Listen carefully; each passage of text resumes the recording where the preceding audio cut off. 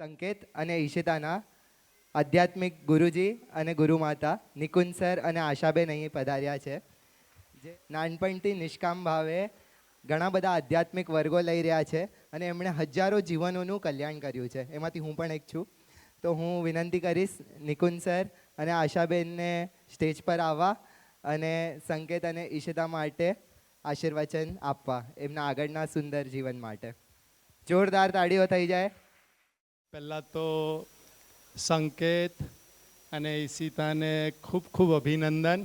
અને તમારી સાથે હું પણ એમને આશીર્વાદ એ રીતે આપીશ કે એમનું લગ્ન જીવન ખૂબ ખૂબ સુંદર જાય અને સુખમય જાય.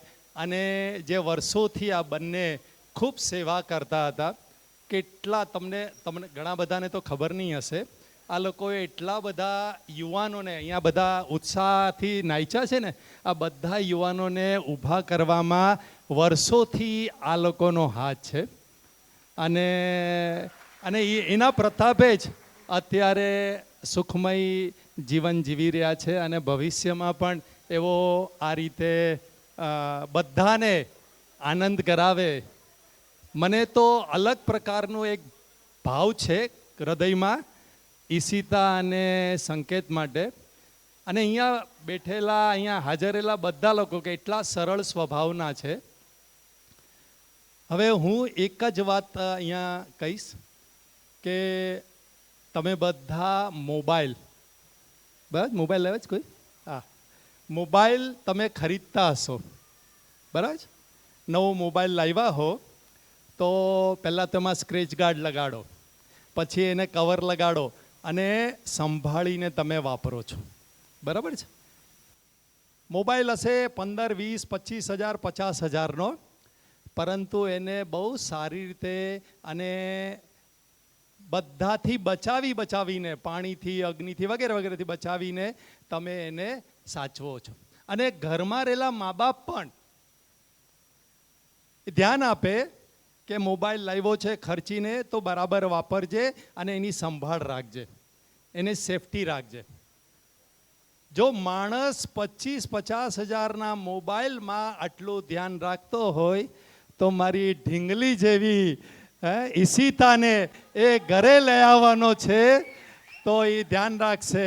અને એના સાસુ સસરા પણ ખૂબ પ્રેમથી આ સંકેતને સીધો રાખશે કે તું મોબાઈલ લઈ આવે છે, જેવી રીતે ટોક્યો હશે એને હંમેશા મોબાઈલ ગમે ત્યાં નહીં મૂકવાનો, એવી રીતે જ આ ઈશિતાને એ ઘરે લઈ આવે છે.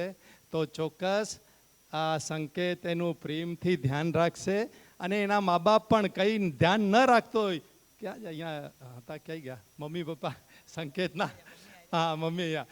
તો બરાબર આનો કાન પકડવાનો છે, બરાબર છે? જરાય એની આંખમાં આંસુ આવ્યા ને તો પહેલો આનો કાન પકડવાનો છે. બીજું તમારા બધા માટે પણ એક વસ્તુ છે કે આપણે જૂનું ઘર વેચીને નવું ઘર લેતા હોઈએ છીએ, બરાબર છે?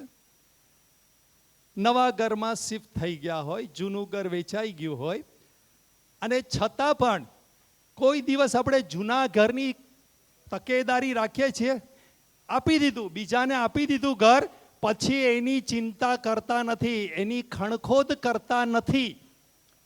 ઘર તમે આ બધા અહીંયા બેઠેલા બધાએ પોતાનું જૂનું ઘર કોઈકને વેચી દીધું છે, આપી દીધું છે, પછી એની ખણખોદ કરતા નથી, એમાં તૂટે ફૂટે જે થાય એની કોઈ ચિંતા કરતા નથી. એવી રીતે જ અહીંયા બેઠેલી દરેક બહેનો દીકરીને એકવાર સાસરે મોકલી દે પછી એની ચિંતા કરવાની નહીં. આ સિલેક્શન પહેલાં જેટલી ચિંતા કરવી હોય એટલી કરવાની. હવે સંકેતની જવાબદારી છે, ઈશિતાના માતા પિતાની, કાકા કાકીની કોઈની જવાબદારી નથી. એટલે ઘરની જેમ ધ્યાન રાખજો કે આ ઘર વેચાઈ ગયું, હવે આ પૂરું. અને એટલા માટે જ આપણા શાસ્ત્રમાં 4 આશ્રમ કીધા છે. આ વાનપ્રસ્થ આશ્રમ મારો અને તમારો બધાનો ચાલુ થઈ ગયો છે.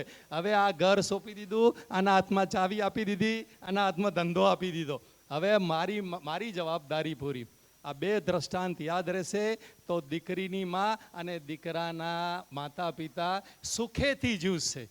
અને એ જ આ સારા પ્રસંગે મારો ભાવ છે કે આવી રીતે આપણે બધા અહીંયા કુંવારા રહેલા બધા પણ ધ્યાન રાખજો. મોબાઈલને જેટલું સાચવો છો એટલું પત્નીને એનાથી વિશેષ સાચવજો. બરાબર છે?